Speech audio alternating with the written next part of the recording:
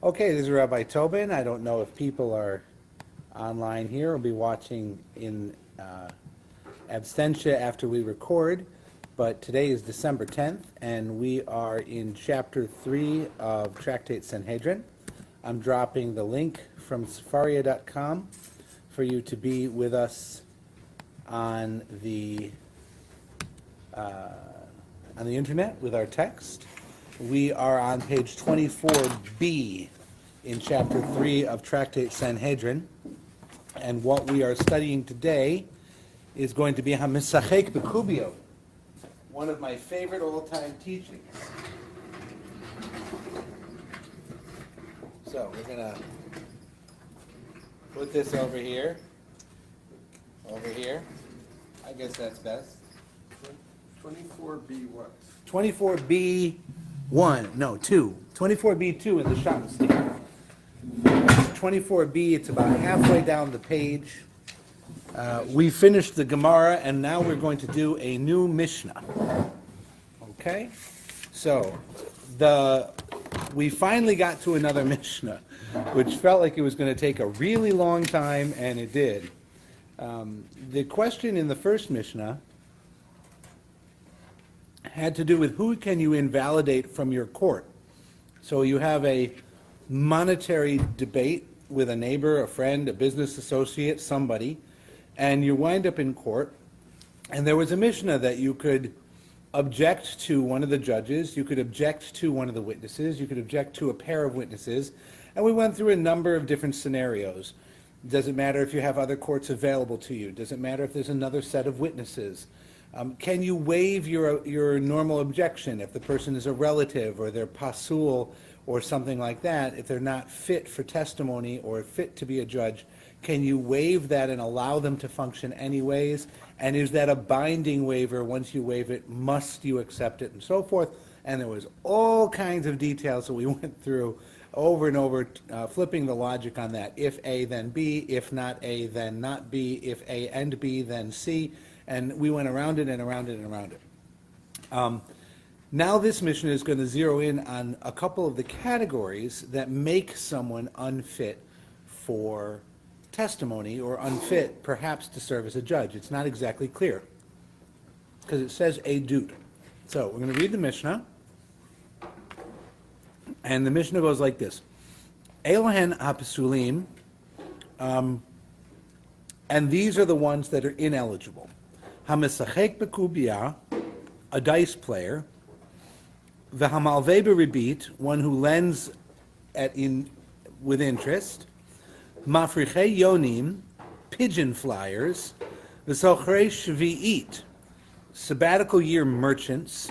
Amar Rav Shimon said, Batechila hayu korin otan osfei shvi'it. Initially, this last category of people were called the sabbatical year gatherers.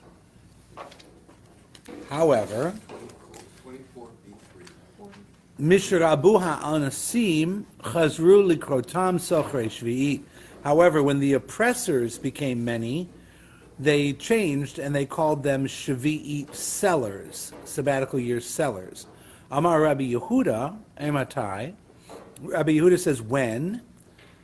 Bizman she'en lahen omanut elahu, aval yesh lahen omanut shelohu kisherin. So Rabbi Yehuda says when, and we understand this to mean when are such people not kosher witnesses? And the answer himself, he brings the answer of Rabbi Yehuda, is in a time when they have no trade but this. But if they have a trade besides this, then they are eligible. So what does he mean? He means omanut from Oman, to be somebody who makes something. You could be a carpenter or something like that, somebody who has a productive, gainful means of employment. So these people are not kosher witnesses if they have no other means of employment, but if they have some other means of gainful employment, then they are in fact still eligible. They're still kosher to be witnesses in the case. Okay, questions about the Mishnah? Do we want to look just from our own understanding what we think these categories are? So what's a misachek b'kubiyah? Someone who plays with a cube. So, A gambler. presumably a gambler. It's a dice player. So we know from archaeological digs that dice have been around a very long time. And quite frankly, they're a lot of fun. There's a lot of different ways you can play with dice, but the whole concept behind dice is it's competition based on chance. All right? So if you put money down, it's a form of gambling. So what's the problem with gambling? Is there a Torah verse that says you can't gamble? No. I don't think so. Nowhere in the Torah does it say you can't gamble. So then why would you make someone automatically not a kosher witness just because they play with dice? And it doesn't even, I mean, maybe this is Yahtzee. You ever play Yahtzee? Sure. Monopoly. The whole point is, or Monopoly, any game with dice. Although I think that the sense of this Mishnah is it would be a game that is about the dice themselves. Like Monopoly, you've got other things that could prove you to be an unethical person, depending on how you behave during Monopoly. Well, that's exactly what I thought this was about. If they're behaving in some kind of unethical way, that they're cheating or whatever. And Okay, that's what it's so, about. The evidence right, is so about. that there's something, these are categories of people who are themselves problematic. So if it's about ethics, then it means that the category of behavior is inherently unethical, right? Don't know. Or maybe the people at that time who did these things weren't traveling in good circles. Mm-hmm. There was, It's a sign of a ne'er-do-well. Well, the other thing I was thinking about is the complaint, for lack of a better word, why they play dice instead of doing something useful like work or good works or something else that would be good for society. Obviously, the ideal person is studying Torah, Of course. right? And that's the ideal activity. But they also know that there's a lot of people who are not studying Torah all day, and they want those people engaged in productive labor. The rabbinic system presumes productive labor as the ideal kind of status of mankind, unless you're a Torah scholar. And even then, you're supposed to have a productive labor job. You're not supposed to be just living off of Torah.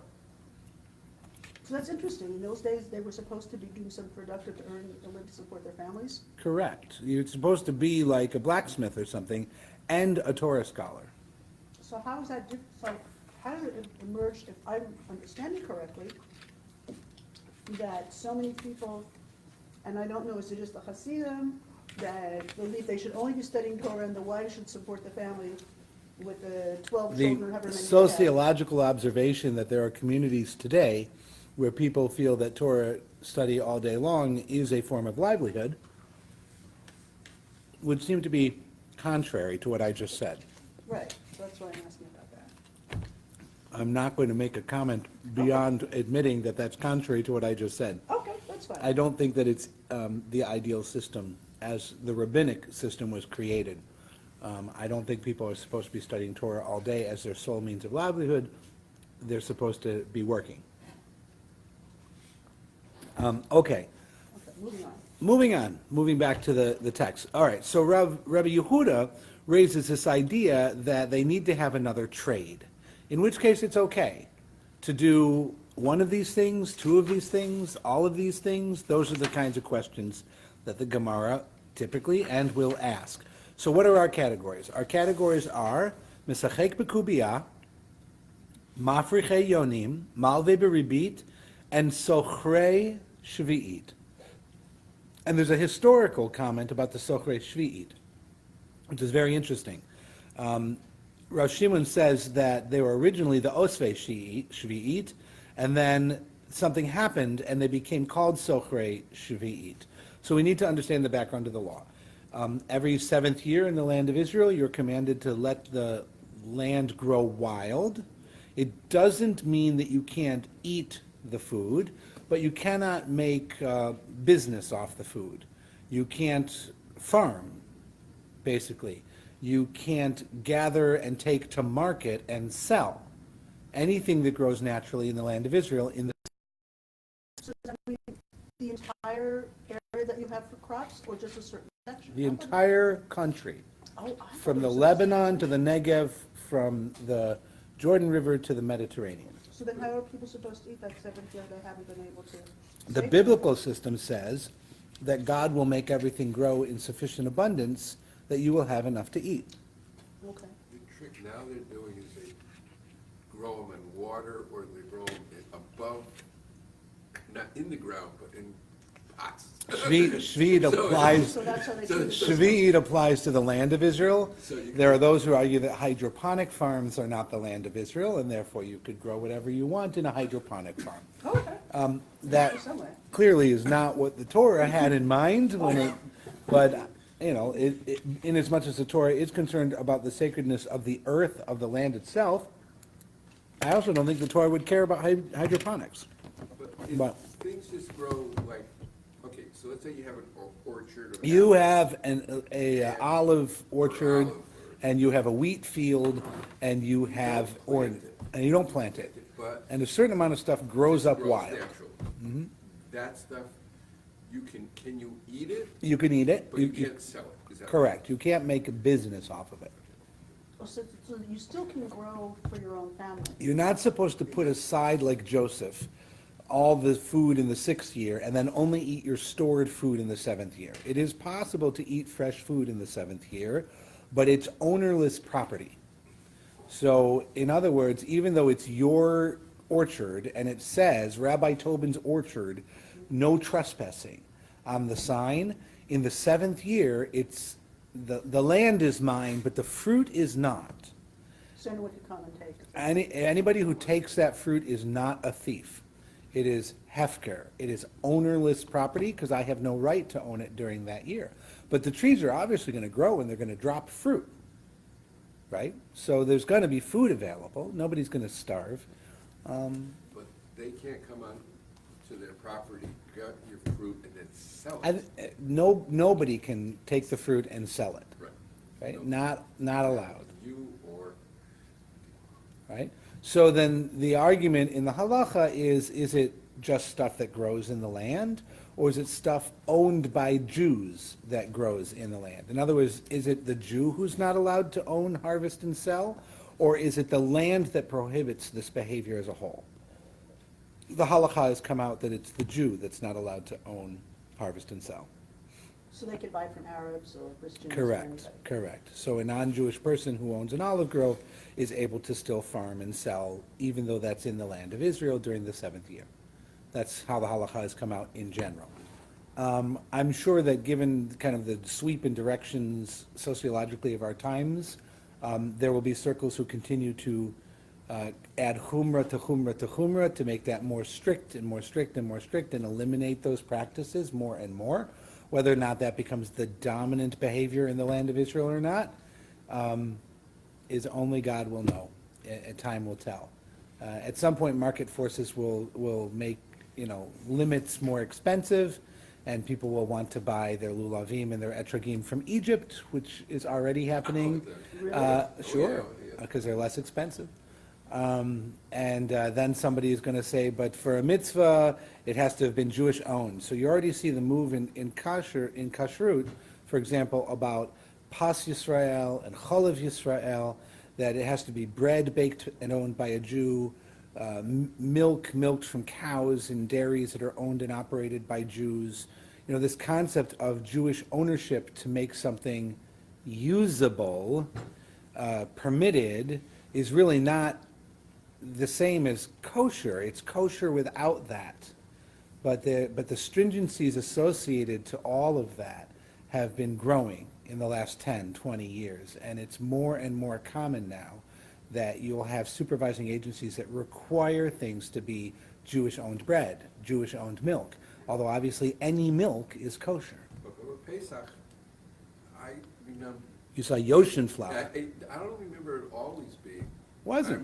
When I was young, I remember. It's all new. It's more This is all new. recent that. It existed Kosher. it was in the literature here and there, but you get enough people studying and for long enough needing to establish themselves, and you get the sociology of separation, which Judaism in the wake of World War II has been growing growing in Israel and in traditional circles, rather than a Judaism of integration, which non-traditional circles tended to do. Then you get kashrut supervised by the Judaism of isolation, and therefore the food becomes isolation food. Right? That's just, but I believe that's a sociology of halakha. That's not how you would read out of the text, because That's not how it's intended. for 2,000 years, it's not what we did, and I don't think Rashi was sinning when he went and he got milk from the market, right? So, whatever. Things change over time. But the terminology of merchant and gatherer. Okay, so to bring us back, that little aside was because in the Mishnah we see an historical development, and one of the hallmarks of the conservative movement is to say the halacha changes with historical developments. And the evidence from the earliest levels of halacha is that this is normal, and that this is what it has always been. And we're not radical revolutionaries who accept historical change as having impact on Jewish law. And here is an example. What is the example? So at first, according to Rabbi Shimon, they were osfei. Osfei is to gather. So that meant people who were going out in the fields and gathering up large amounts of grain and fruit during the Shemitah year, during that 7th year. And that would be excessive, because they can go for themselves, but maybe the gathering was too much. But then what happened? What happened? The oppressors increased. Hi, Stuart. The oppressors increased, and this is understood to mean the tax collectors. Okay? So, the real problem isn't what do the Jews do in the 7th year when they're not allowed to farm? Because they don't farm. And they're not allowed to sell, so they don't sell. But since everybody is eating all the food all the time, nobody needs to be buying and selling. So you don't need money to buy food because you can go out and pick food. So you don't need to sell money to food to make money because you don't need the money to buy the food. So there's on some level a system where capitalism is suspended in the 7th year, and as long as everybody agrees that capitalism of agriculture is suspended, everybody's going to get along fine, or at least good enough to survive the year. That's the system. What's the problem? The problem is that Rome has assessed your property taxes based on the economic value of the field. So you have an orange grove that produces, 1,000,000 shekels of income every year, and they're going to hit you for 20%. Rome, you owe 200,000 shekels in property tax every year. They don't care if you actually harvest the grain. That's your property taxes. If you told the town of West Orange that this year you actually didn't do anything to improve or maintain your home, therefore you don't think you should owe taxes, or you didn't live in the home this year, therefore you don't think you should pay taxes, what are they going to say? Exactly. They're going to laugh at you if they're in a good mood. If they're in a bad mood, they're going to collect. Fruits and vegetables used to be sold for a long time on carts. People just go around. A cart peddler, yeah. And then they moved everything into stores. So if it was a person on a cart, I could see how they could do Shemitah. But if someone owns a store, he still has to pay rent for the store. Even a person on a cart is still not allowed to do that during Shemitah, Right. right? I know, I'm saying, But a he person doesn't in have a... the overhead. He doesn't have the overhead, he can survive. That's The the problem is that person. Rome is still coming and taxing him for his cart license, That's true too. right? So you have these on the seam, you have these oppressors who are coming, and if you don't pay, they're gonna break your legs, right? What is Rome gonna do if you don't pay? They're gonna either take you and beat you or whip you, they're gonna take your stuff, they're gonna take your cow, they're gonna make you pay. Well, that's a problem, right? So you still need to, in some way, have enough to be able to pay Rome. So if you gather the Shemitah, so you've gathered the crop out of the field, you can still give or even sell off your taxes worth of that property to pay Rome. money comes in, so you earn money for your income. Does the misachek bekubia. Is that how you're gonna, that's the plan to pay for the taxes? Never gamble with the rent money. I'm trying to figure how this whole fits in. Right? So, as opposed to Sochrei Shemitah, who are the people who are from the beginning selling. They're just going to market with their stuff. So they're trying, that's the historical development here. Rabbi Yehuda comes in here and he has the different interpretation, which is these categories, forget the tax collector thing, the categories have to do with sociology of people who have a livelihood other than these forbidden activities. Everyone's a forbidden activity. You're not allowed to charge interest on your loans. You're not allowed to sell Shemitah stuff. Evidently, you're not allowed to play with dice. Didn't know that. That's not in the Torah. And what's the other one? Pigeon flyers. Mafrechei Yonim. Is this still 24B or? The Mishnah. This is all the Mishnah of 24b2, 24b3. Okay, So, we're for going those back and forth who there. came in late, we're about to dive into the Gemara, the Talmud on it. We started a new Mishnah. The Mishnah said, remember last time we were talking about people who could be thrown off the court or witnesses who could be determined invalid. The way we were talking about that was somehow they were ethically suspect, or they were somehow in a category of people who were not allowed to give testimony. And we didn't go into it too much. This Mishnah is now going into it. Who are these people who are ineligible to give testimony in court? They can't take an oath and testify in court. They're just not believable. They're considered no good, and they can't be brought into a case. Did we not have all of these three before in the Gemara? I don't believe so. I think this is this is the main text for these guys. Okay, because I thought we already, because I thought pigeon flyers we talked about. I talked about it Oh, before. maybe you talked about. When you asked why would somebody be pasul, I gave these examples anticipating this Mishnah. All right, so if you go back about a month and a half, and we first talked about why would somebody be ineligible, I talked about ethics and theft and so on and so forth. Talked about these issues. And I raised this because I knew what was coming. Okay, but is this a gambler again? Is the pigeon flyer like the dice player again? Well, let's let the Gemara tell us, okay? So, so the categories, Stuart, because you came in after we read it, are the person who plays with dice, the person who lends money and charges interest on the loan, which is forbidden in the Torah, somebody who flies pigeons, and somebody who sells stuff in the seventh year. That is when God says you're not allowed to farm in the seventh year. You have to leave everything. All right, Gemara. Misachek bekubia. My ka'aved. What has he done? Right? Misachek bekubia. What has he done? Amar Rabbi Bar Chama. Mishum dahava smachta. Because the financial transaction is in the category of asmachta, v'asmachta lo kanya, and an asmachta cannot acquire. Go. So here we are, 6 words in, and I have to stop and explain things. Okay, asmachta comes from a word samuch, which means to be dependent on or to lean on something. So look away from the text for a second, and let's say, Francesca, you know, that's a great water bottle. I would like to buy that water bottle for $500. Would you agree to sell me your water bottle for $500? Sure. So that's a straightforward agreement. Now, if I hand you the $500, I expect that you're going to do what? Give you the water bottle. Hand me the water bottle. Exactly. It's a very straightforward deal. Yeah. Now, Francesca, I would like to buy your water bottle for $500 on the condition that the next car that drives by the window is red, Could be my car. right? Do you agree to that? And if I say no, then what? If you say no, we don't have a deal. Okay. So you say yes. Okay, And I'll say yes. the car that goes by is burgundy. Oh, okay, Close. go ahead. No, it's not burgundy.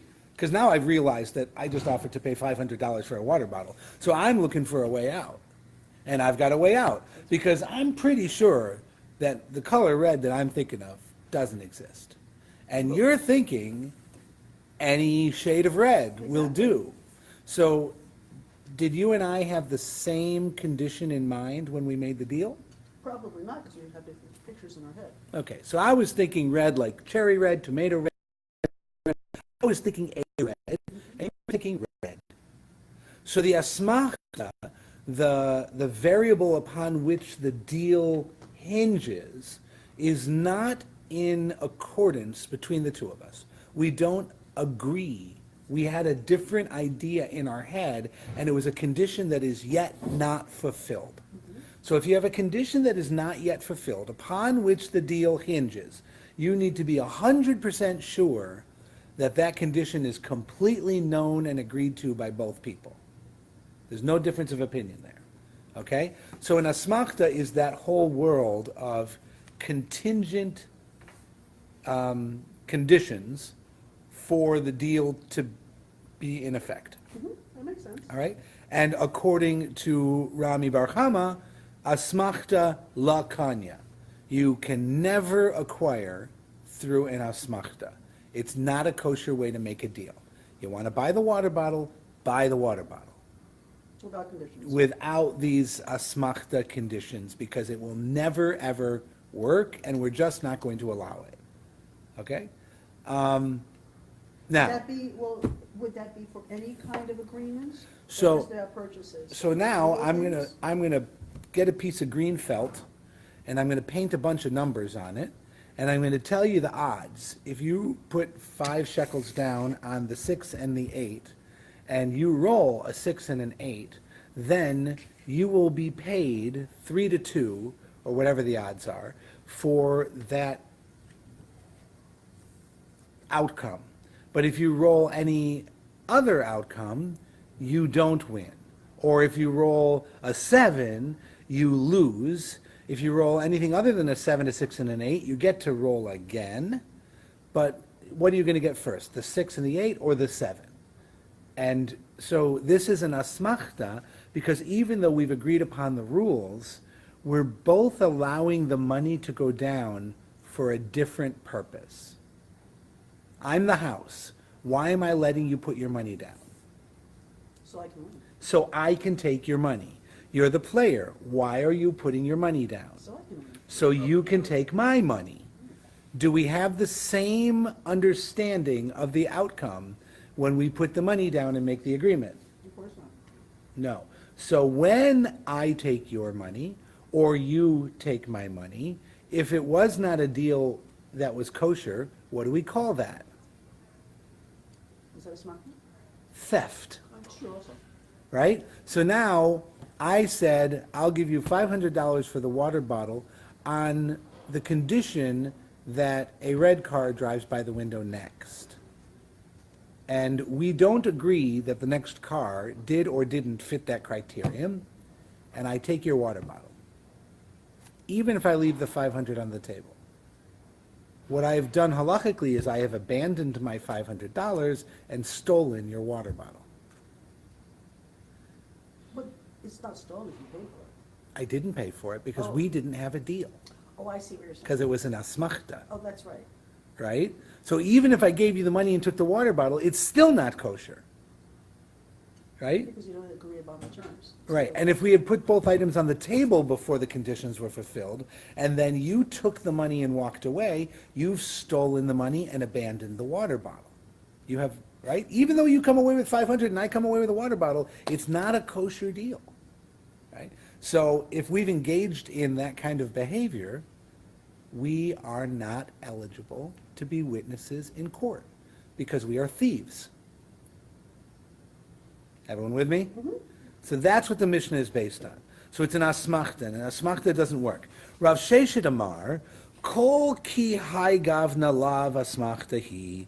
Any such as these are really not an asmachta. So does Rav Sheshet agree that asmachta does not work?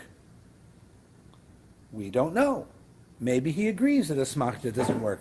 But what he disagrees about is, this is not an asmachta, he says. Right? Ella lefisha ein asukin bishuvo shel olam. Rather, it's because they're not involved in the normal business of the world. The yishuv, the settlement, the building up of society. Right? The yishuvo shel olam. So they're not oskim or asukim bishuvei shel olam. They're not involved in the settlement of the world. They're not engaged in the general economy. members of society. These are people who are hanging out in bars and gambling dice all day long. They don't pay taxes. They don't serve on juries. They don't volunteer at the PTA. These are people who are not engaged in society, right? They are deviants from society. And that's why they can't be witnesses. That's what he's saying. They're like thieves from the government, right? Like if you play the lottery, or in New Jersey now you gamble on sports, or whatever your legal gambling activity is, even if you play poker in a friend's house, which is legal as long as the house is not making money off of it, and you win money, what are you supposed to do with that money? It's legally attained money. So Supposed to declare it? you're supposed to declare it and pay self-income tax on it. That's the law. Gambling winnings have to be declared and income tax has to be paid. By the way, if you lose gambling money, like you spend $500 a day on scratch-offs and you wind up $15,000 down at the end of the year, as you will, because there's scratch-offs, right? You can keep all those scratch-offs and itemize them, and you can deduct a portion of them as gambling losses on your taxes, because it's a legal activity. So when you engage in a legal financial activity that suffers a loss, you can itemize that loss. Is that somebody who is asuk b'yishuvo shel olam, who is contributing to the well-being of society or not? So if you're like just a little gambler on the side and you're putting $5 in your pocket, nobody cares. But if you're a high-stakes poker guy and you just won $1 or $2 million cash and you're not declaring it and you're not paying taxes, that money came from somewhere. What would they consider stock market investments, like in Well, you have to. 401k? Well, would they consider? Is this- Would they consider stock Because it's markets gambling? gambling? Yes. Because there's no guarantee outcome. So bonds would clearly be kosher because you get your 2% or whatever it is, and that happens. If you're going in and not agreeing to lose your money, like if you don't read the perspectives and you're not giving the disclaimer and you think you're getting your money back.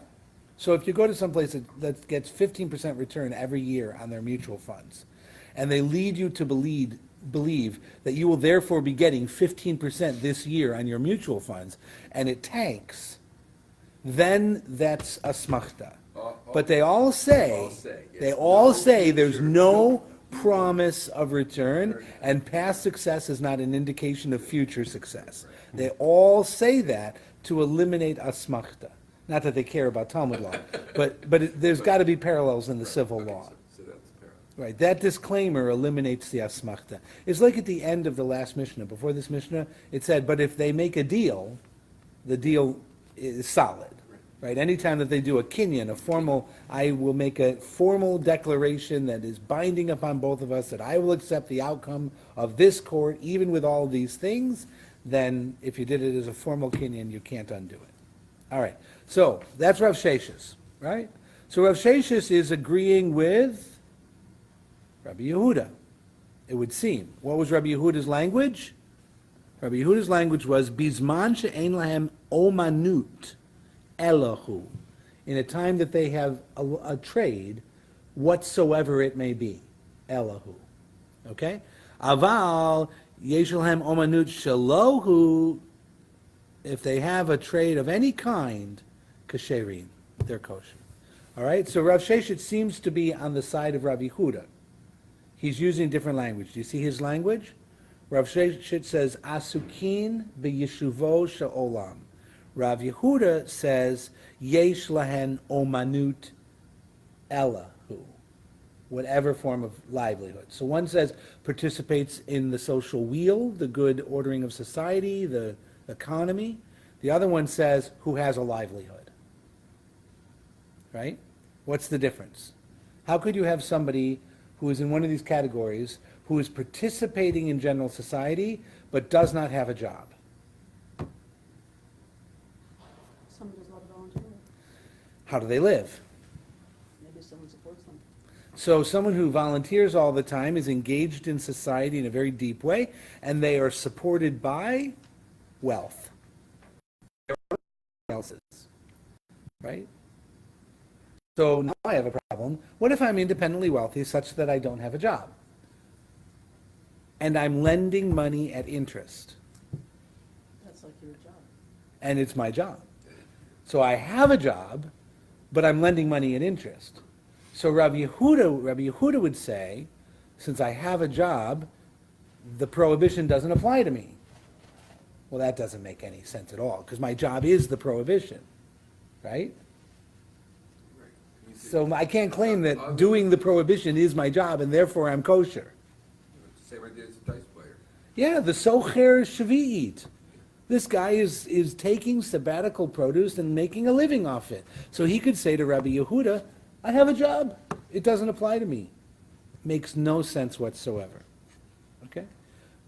The other guy, Rav Sheshet, says is participating in the economy. So is the wealthy guy lending at interest participating in the economy? He actually is. He is. Yeah. I mean, But he doesn't have what Rabbi Yehuda wants, which is omanut,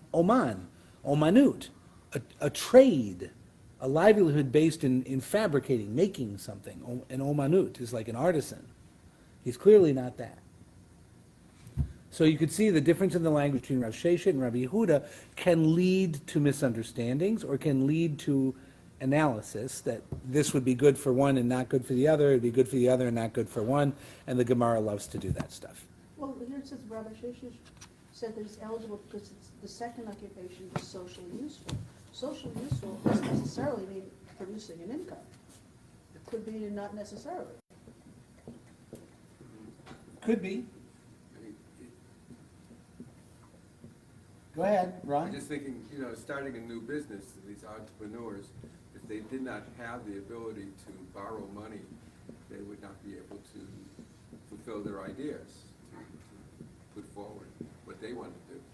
Well, the idea of lending at interest is interesting because the Torah, no pun intended, the Torah says you're not allowed to do it so that there will be no poor. But what if the only way for the poor to get money to build themselves up is to get a loan at interest? Which is why Hillel created the Prose Bowl to get around that. And this is sabbatical. Produce. Okay? Produce. And we have Rabbi Yehuda wants you to have omanut, a livelihood, and Rav Sheshet wants you to be in yishuv of the world. He wants you to be in the society. So those seem to be on the same side of the argument, but they are different language. And based on each of these four categories, is a dice player in Oman? No. Is a dice player involved in the yishuv? Probably no. The person who lends an interest from a bank, is he in Oman? No. Is he involved in yishuv? Maybe. Could be. The pigeon flyer, which we haven't talked about yet, but it's like greyhound dog races. Oh, is that what that is? Yeah, it's just like it's like dog races or horse races. The difference is horse races have a person on them, so it's not as good an analogy. It's a great analogy to dog races, the greyhound track. All right? And sabbatical produce. Are they involved in yishuv? Yeah. Do they have an oman? They're a farmer, Yeah, maybe. right? But it's forbidden. So you have stuff to talk about. All right, let's go back into the Gemara. The Gemara is now going to come up with a proof from what Rav Sheshet has said. So Rav Sheshet said it's yishuvo. Oh, I'm sorry, my benaiho. So we had Rami Bar Chama said it's an asmachta, and Rav Sheshet said it's not an asmachta. The real principle is yishuvo sha'olam. So the Gemara asks my benaiho. So what are Rabbi Bar Chama and Rav Sheshet arguing about? Ika benaihu de gemar umanuta acharita. So the difference is where the gambler has another profession. Okay? So the gambler, we talked about the dice player. So the dice player is a construction worker who likes to play dice on Sunday. Okay? Plays a lot of dice on Sunday. Makes a lot of money, sometimes loses. He's known as a dice player. But all week long, he's building buildings. He has an omanut. So Yesh lo omanut, Rami Bar Chama doesn't care about his omanut. It's an asmachta. He's a thief on Sundays, right? Whereas Rav Sheshit says, no, he's an oman. He's in Yeshuvot Olam. He's an upstanding member of society who happens to play dice on Sundays, right? Okay, so that's the difference. That's the point where they would argue. Utnan. And we learned in another Mishnah, Amar Rabbi Yehuda, that Rabbi Yehuda said, Matai, Bisman shehen einhen omanut elahu. And the Gemara now quotes our exact Mishnah, which Rabbi Yehuda says in a time when they don't have an omanut. Aval yeshlem omanut shalohu harizek sherim. If they had a trade or some productive labor, then they are still kosher. Alma tama de matnitin mishum yeshuvo sha'olamhu. And so we can draw the conclusion that the Mishnah is actually based on this concept of being involved in yeshuvo sha'olam. So the Gemara has now said that Rav Sheshit's language is the same as Rabbi Yehuda. That Rabbi Yehuda's reasoning is Rav Sheshit's reason. That it's not just that he has to have an omanut, but it's an omanut that's involved in Yeshuvot Sha'olam. So they've conflated. The Gemara conflated those two ideas. Okay? Excuse me. Yeah. Of course, I came in late, but omanut is livelihood, and yeshuv is contributing to the economy. Yes. This is a job, and this is social, economic involvement. So just to bring this up to the present day, you can have a perfectly legitimate job during the weekend, but you can't take the bus to Atlantic City. Well, according to Rav Sheshet, whoops, I drew the line in the wrong place. According to Rav Sheshet, you can be a beat cop all week long and go gamble on your day off, and you're still involved in Yeshuvot Shalom, and you're a kosher witness. According to Yehuda, the fact that you go out there and gamble on Sundays makes you a thief. I don't care if you're parading around as a cop all week. You are a thief. And this all goes back to the point of who can be a witness. Right. And a thief cannot be a witness. Where would you put a stockbroker? Where would I put a stockbroker? Good question. In front of the lawyer, behind a thief. He doesn't, give any goods, but he does, get money for people. I don't know. I mean, our economic system is obviously I more used to go to complex. retirement parties and stuff, and full of people, and in the basement there'd be a crap game going. Yeah, this is the police sergeant retiring after 40 years, Right. and there's a crap game in the basement. Sure. Yeah, police Everybody's officers. upstairs, that's Police always- officers are people too, right? Okay, so now Kashil Rabbi Bar Chama. So this interpretation of the Mishnah. Now remember, we've got to deal with what trumps what. A Mishnah is an authoritative teaching from the 1st and 2nd century in the land of Israel. In the Gemara, the rabbis of the Gemara, called Amoraim, cannot contradict a Mishnah. Rabbi Bar Chama is an Amora. Rav Sheshet is an Amora. We just interpreted the dispute between Rabbi Bar Chama and Rav Sheshet, right, as being Rav Sheshet is in keeping with Rabbi Yehuda, who is a Tana in the Mishnah. So Rav Sheshet is great because his opinion is in the Mishnah. So now the question is, what's Rabbi Bar Chama going to do?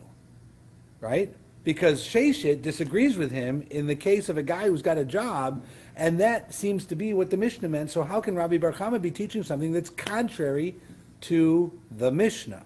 Remember, he's contrary to Rav Sheshet. If Rav Sheshet equals the Mishnah, he's contrary to the Mishnah. The logic of that goes like this. The Mishnah is A.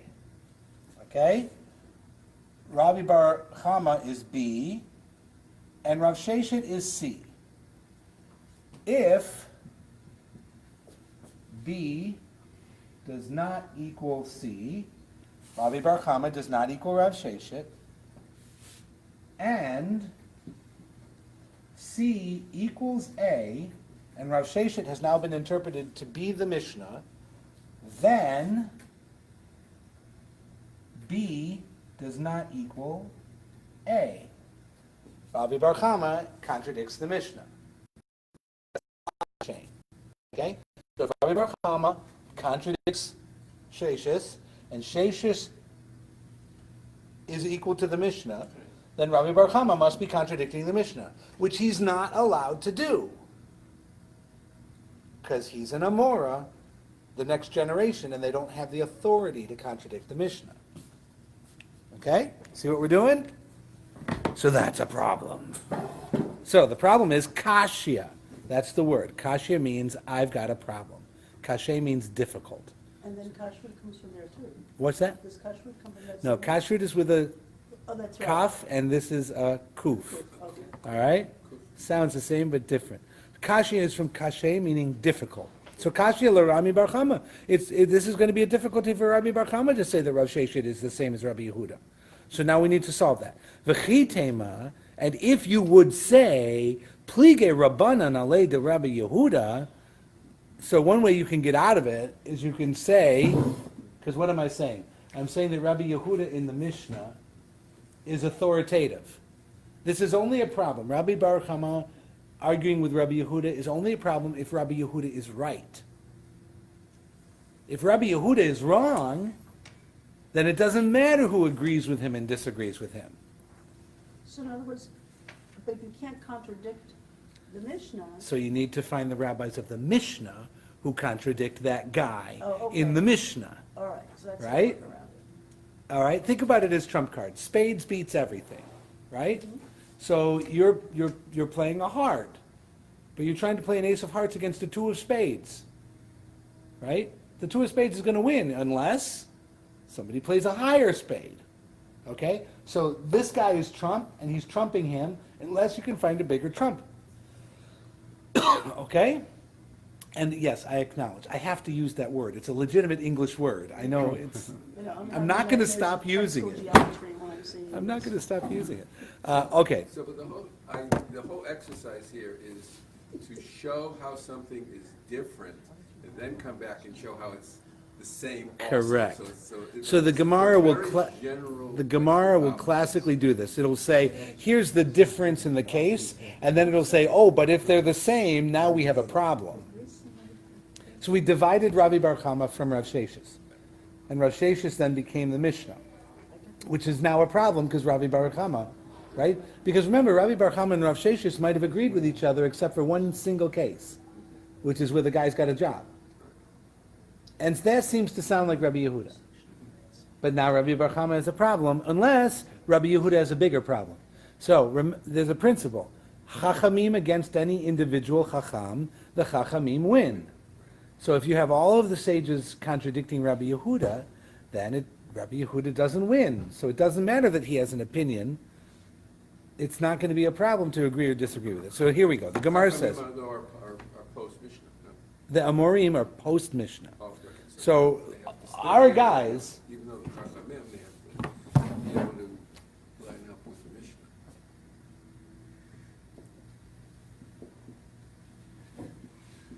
so what does Rabbi Bar Chama say? He says, asmachta. Okay? Those are the key phrases. Asmachta means it's a condition, it's therefore not a kosher deal ever, and the person is not allowed ever to testify. So it says here, ashmacha literally means reliance. Yeah, relying upon some unfulfilled condition. I see. So when that condition is fulfilled, and I have no control over it, I don't know what it'll be, then the deal is going to go through.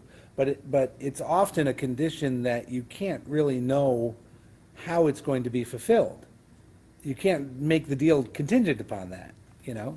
Both people would have to agree upon it, because as the whole idea is that there's two interpretations, so they both have to come to. And the problem with doing this with gambling is both people put their money down expecting to get their money back.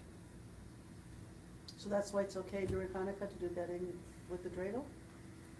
We only bet with chocolate coins. Yeah, it's all candy. Right, what can you do? Okay, so now we're going to try and resolve it. V'chitema plige Rabbanan alei de Rabbi Yehuda. So if you're going to solve this by saying the rabbis disputed with Rabbi Yehuda, right, and they maintain that the gambler is disqualified because of the asmachta, Rabbi Bar Chama's point of view, right?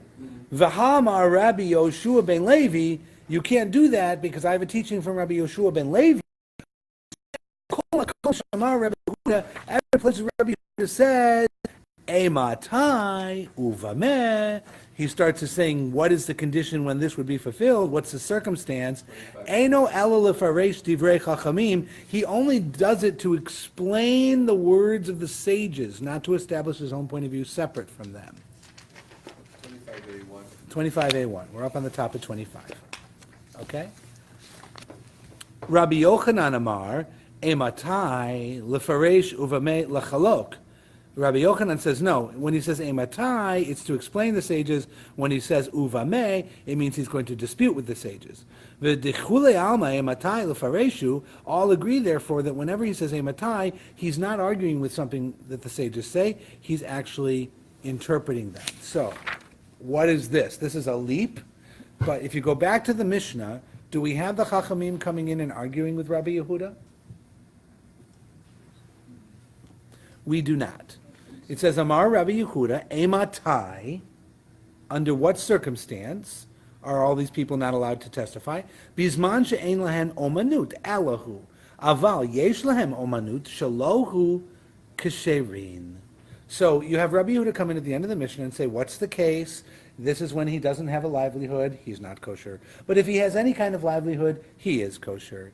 And you would expect, in the Mishnah typically, to be v'chachamim omrim, but the sages say Rabbi Yehuda is an idiot. Typically. You get an individual voice, it doesn't mean he gets the halacha, and you can assume that the sages as a whole might disagree with him. So, the solution for Rabbi Bar Chama is evidently to postulate, to suggest that when Rabbi Yehuda says this in the Mishnah, he is implied to be contradicted by silent sages who we are actually not hearing from. Is that a strong argument? No. That is the definition of an argument from silence. There's something that has not happened, and you're going to use it as a reason to draw a conclusion. You are not allowed to take things that haven't happened and use them to draw conclusions. It's not allowed. People do it all the time, right? Somebody who's just, picking for a fight. They say something, you say nothing, and they look at you, and then they say, what? I say, what? I didn't say anything. I know what you didn't say. And they're off and running, right? I didn't say anything. Exactly, right? So the guess here is v'chi tema. And if you were to say, plige rabbanan alei de Rabbi Yehuda, that the rabbis in fact have an argument against Rabbi Yehuda, and therefore Rabbi Yehuda doesn't win, and therefore Rabbi Bar Chama can hold his opinion because it doesn't really matter, or even better, because the sages agree with him, none of which was said in the Mishnah, then I could dispute that, because I have a tradition that says whenever Rabbi Yehuda says Eimatai or Bameh in his question, he is agreeing with the rabbis.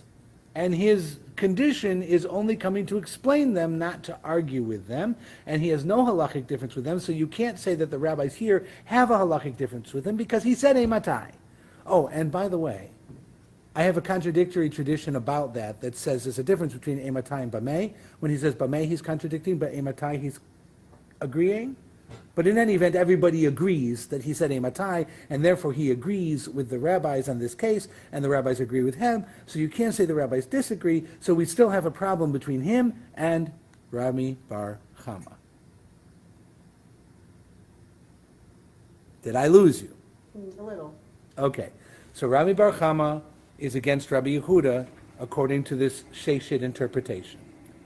So one thing is you might say that the sages disagreed with Rabbi Yehuda, meaning the sages agree with Rabbi Bar Chama, and therefore he's okay. Sheshit's the one who should be in trouble. Okay, now we're talking about sages, you're talking about... The rabbis of the time of Rabbi Yehuda, the Okay, sages fine. of the Mishnah. That's what I wanted to know. Uh-huh. We're talking about Mishnah or Gemara. Mishnah. Okay, So the Mishnah. sages of the Mishnah, you might say the sages of the Mishnah disagree with Rabbi Yehuda, which would mean they agree with Rabbi Bar Chama.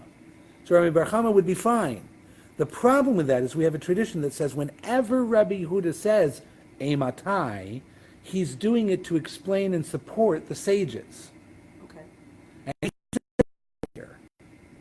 And then there's a little aside, by the way, it's Ematai or Bameh. When he says Bameh, some people think he's arguing, but everyone agrees Ematai, he's agreeing. So we absolutely firmly believe that Rabbi Yehuda, using the word Ematai, believes he's in support of the sages by saying that the man needs to have a livelihood and then he's kosher. And Rami Bar Chama is in trouble with this asmachta stuff because it's draconian. It doesn't pay attention to the conditions of the person. What's Matai, the shorish of that? What is that? I'm trying to get the idea. Matai, It's when. it means when. Matai means a question of when. Okay. So, In what? In Matai. In what? It's Aramaic. and then uvama, ma is. Uvameh, Uvameh. is ubama. And in what? what? In what? And then in, va, beit. So one is what's the case? The other is when's the case. Matai means when, and Bameh means with what. Right? So you can challenge, you can ask for what's the reality of a case. Right? You could say, it is forbidden to jump on one's left foot. And then you would say, Bameh, and the answer would be with a certain kind of a shoe or on a certain kind of object. Or you could say, Matai, and then the answer would be in a certain circumstance or condition. It's a condition. Okay. Right? So Ematai is when, and uvama is what. Yes. Okay? He said when.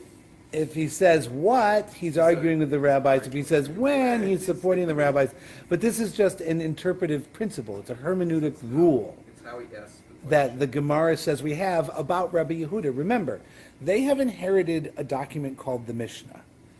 And the Mishnah is terse. And we don't always know what the rule is. So they developed rules about how to determine the rules. Right? So Rabbi Meir against Chacham, Rabbi Meir always wins. That's a rule. Is it in the Mishnah? Nope. But they came up with a rule that every time Rabbi Meir is arguing with a single sage, Rabbi Meir wins the argument. But Rabbi Meir neged Chachamim, when it's the sages against Rabbi Meir, the sages always win. That's a rule. It may not have been that way in Rabbi Meir's time. We don't know. But in the Gemara, that's understood to be a rule. So here's a rule. Majority rules? They've come up with a hermeneutic principle that they're going to stick with. Okay. Oh, it's 1 o'clock. Let's see if we can get through the next paragraph very quickly. All right, Gavra. All right? So, Gavra a Gavra karamet. Do you want to challenge one man from the statement of another man? In other words, you're going to challenge Rami Bar Chama from Rabbi Yeshua ben Levi. So Rabbi Yeshua ben Levi came in how? Have we seen Rabbi Yeshua ben Levi? Yes. Rabbi Yeshua ben Levi is an Amora who gave us the rule about Rabbi Yochanan. Okay? But it's the authority of that rule is really coming from an Amora. The authority of that rule is not coming from the Tanaim. It's not coming from the Mishnah. So you're going to say that one Amora gets to make up a rule about the Tana, and because he made up a rule about the Tana, he can now beat the other Amora? That's not fair. Two Amoras are two Amoras. They should be on the same level. I have to answer, what's an Amora? An Amora is a rabbi after the Mishnah. After the Aramaic. Okay? An Amora is a rabbi after the Mishnah. So would you be Namora? No, I would be an Acharon. You have Amoraim, and you have Geonim, and Saborim, and Rishonim, and Achronim, and at best I'd be an Acharon. I would be a Talmid Acharon. What does that mean? I'm a student of the last ones. Okay. I'm very low on the pecking order. So Not to when they us. call it to the Torah, the Asaron. I'm a Mara Da'atra. I have complete halachic authority in this place, but I don't have the ability to determine halakha for the Jewish world, for any part of the Jewish world, not even for another conservative synagogue.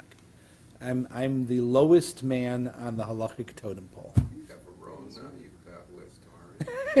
You've got a little realm in which you oversee That is a war of attrition. Cedar Grove. Not yet. Cedar Grove is still in business. Gavra a Gavra karami. Not conservative. Oh, I got you. Okay. Now, so you're going to say that these two Amoras, you're going to use one to beat up the other? Velo plige. No. Do they disagree? Nah, they don't disagree. V'hatanya, because it was taught in a Baraita, which is a Mishnah age teaching and more authoritative than both of them. omanut shelohu bein she'ein lo omanut elahu harizeh pasul. Uh-oh. So we have a Mishnah age teaching, unlike Rabbi Yehuda, who winds up in the Mishnah saying that if he has a trade, he's kosher, but if not, he's not. We actually have a teaching from that age, from the Mishnah age, it's a Baraita, that says the contrary. It says, in fact, whether or not he has a job, he's not kosher. All right, so that's a very serious argument. So you don't need the whole argument between Rabbi Bar Chama and Yoshua ben Levi, because I have a Mishnah age teaching that says this guy's not kosher, which is a problem for Rabbi Yehuda, who's in the Mishnah, right? Hahi Rabbi Yehuda mishum Rabbi Tarfon hi, but that Baraita is Rabbi Yehuda in the name of Rabbi Tarfon, Ditanya, as was taught in another Baraita, Rabbi Yehuda Omer Mishum Rabbi Tarfon, Le'olam ein echad mehen nazir, lefi shalom nitna nizirut ela lahafla'ah.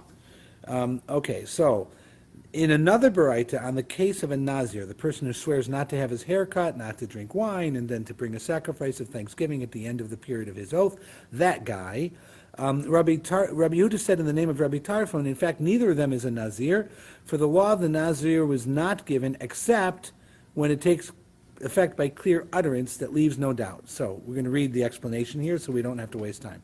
Rabbi Tarfon holds that a declaration made dependent on a factor beyond the control of the declarer constitutes an asmachta. Accordingly, Rabbi Yoshua ben Levi and Rabbi Yochanan could argue that the first Baraita, which says the guy's not kosher at all, which considers a wager an asmachta, can follow Rabbi Tarfon. However, the sages in the Mishnah and Rabbi Yehuda both agree that the wager is not an asmachta. In other words, you've got something that says Rabbi Yehuda said in the name of Rabbi Tarfon about this other case of a Nazir. And here you have a Baraita about the dice player being completely not kosher. And you might say that this Baraita about the dice player being completely not kosher, even if it's Rabbi Yehuda, it would be Rabbi Yehuda quoting Rabbi Tarfon, not Rabbi Yehuda agreeing with Rabbi Tarfon. And that Rabbi Yehuda in our Mishnah agrees with sages and is saying what he's really saying. So you can't go and get another Baraita that says the opposite of Rabbi Yehuda in the Mishnah and then say that that's the resolution to a Rabbi Yehuda problem. Because even if it were Rabbi Yehuda, it could be Rabbi Yehuda just quoting somebody else. And it's not clear from this Baraita whose it is. All right? And they hold it at that. Let's put a little bookmark at that moment, and we'll start talking about the Malveh Beribit. I would like actually to go back to the Tosafot before we go any farther next time. Maybe we'll look at some of these commentaries on the side of the page and look at the Misachet Bekubia, because they have some interesting stuff there. Okay? Thank you. There we go. All done.